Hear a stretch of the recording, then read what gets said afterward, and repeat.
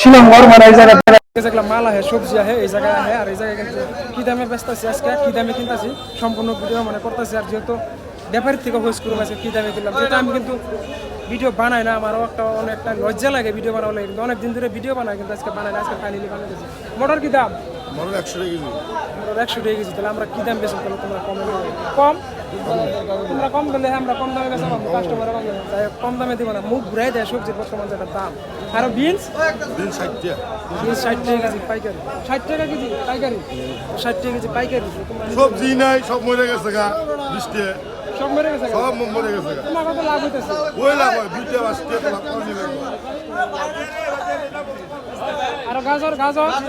গাজর 30 টাকা কেজি গাজর 30 টাকা গাজরের দাম ডাইবান অল্প কম আছে যেহেতু মটর কিন্তু 100 টাকা কেজি বিনস 60 টাকা কেজি গাজর 30 টাকা কেজি পাইকারি আমরা কি দামে বেচি সবজির দাম বহুত বেশি তো দাও মারে দাও দাও গাজর দাও 5 কেজি বীজ দাও মটর দাও 5 কেজি বীজ দাও 2.5 কেজি বেশি দিও না বিট অল্প লাগবে বিট কত করে বিট 30 টাকা কেজি বিট 30 টাকা কেজি তো বিটের দামটা কম তোমার বিটের সবজি খাবার পারো